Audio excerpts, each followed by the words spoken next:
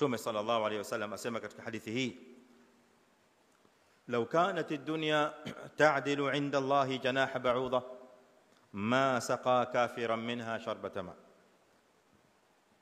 Mtume sallallahu alayhi wa alihi wasallam asema, ambayo ni sahih. Imam Tirmidhi amesema ni hasan sahih. Asema Mtume alayhi salatu wasalam, lau kama hii dunia ingelikuwa thamani yake mbele ya Allah subhanahu wa ta'ala inalingana na thamani ya ubawa wa mbu,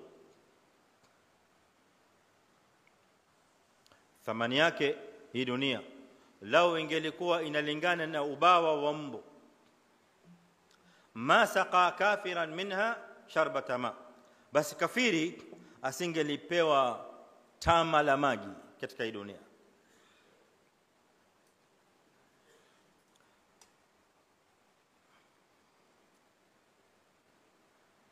Lau ni harfu ya imtina,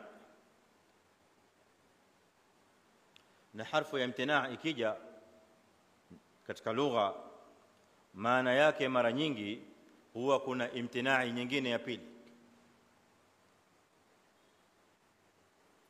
Imtinai ya kwanza ni mafhum, imtinai ya pili ni mantuq.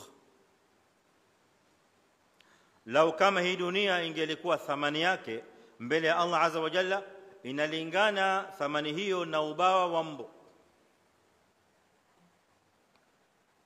maana yake ni kuwa dunia hii thamani yake mbele ya Allah azza wa jalla haifikii hata thamani ya ubawa wa mbu. Hiyo ndio imtina. Imtinai ya pili ni ma saqa kafiran minha sharbata ma. Hii mantuq.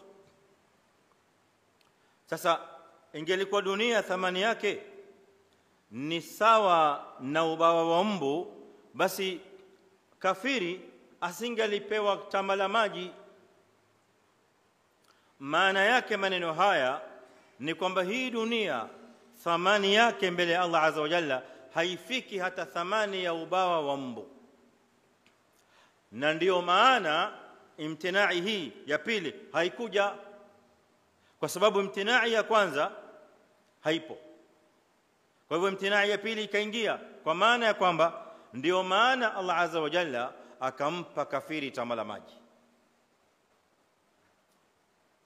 Maana ya ibara hii dunia ingelikuwa ina thamani mbele Allah azza wa jalla, kafiri asingelipewa hata tama la maji na Allah subhanahu wa ta'ala. Lakini kwa sababu ya kwamba hii dunia haina thamani mbele Allah azza wa jalla, sisi tuiona ina thamani kubwa, sisi tuiona ina uzito mkubwa, na ndio maana yatupeleka mbio, ndio maana yatubabaisha, ndio maana yatufanya katika hali hii ambayo leo tuishi nayo wakati mwingine na saa zingine ni hali ya kusikitisha mno, mpaka inafikia baadhi ya waumini, baadhi ya waislamu yabiu dina, anauza dini yake kwa ajili ya dunia. Yabiu sharafa, anauza sharafu yake kwa ajili ya hii dunia. Yabiu istiqamata, anauza istiqama yake ya dini, anauza liajili dunia.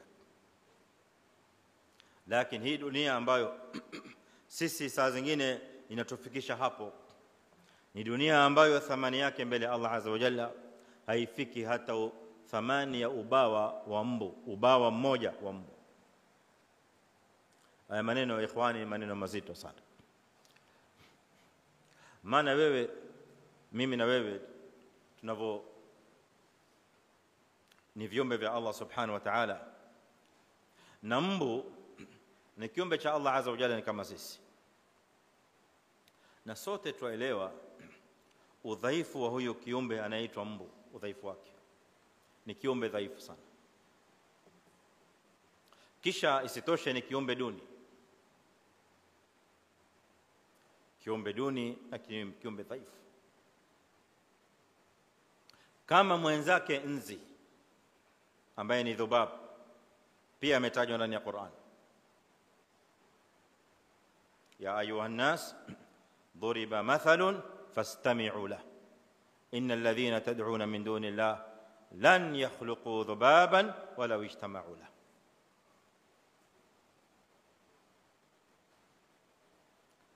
Sasa kiumbe huyu pamoja na udhaifu wake na uduni wake, lile bawa lake moja mbele ya Allah azza wa jalla halijafika kuwa ni thamani ya dunia.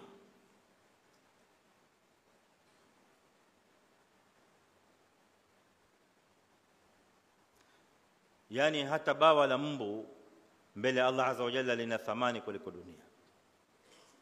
Wewe unayonaje haya maneno namna ilivyo mazito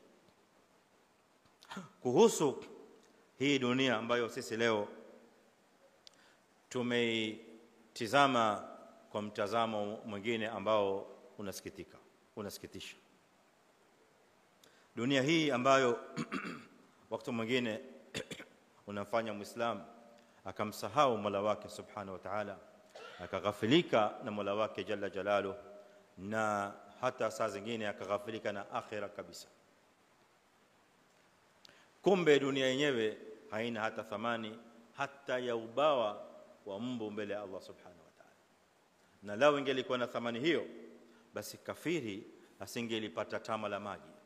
Lakini kafiri upewa tama la maji, licha ya tama la maji upewa hata riziki, na akapewa na chakula, na akapewa, na yeye ni mushrik, na yeye ni kafir billah azza wa jalla. Lakini Allah Subhanahu Jalla Jalaluhu ينعم عليه ويرزقه ويعطيه من فضله سبحانه جل جلاله، لأن هذه الدنيا لا تساوي شيئا عنده. hii dunia kwa Allah azza wa jalla si lolote, si chochote.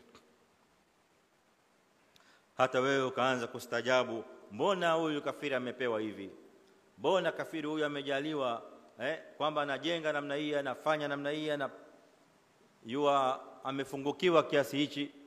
Lianna hadhihi dunya la qimata laha inda Allah subhanahu jalla wa ala.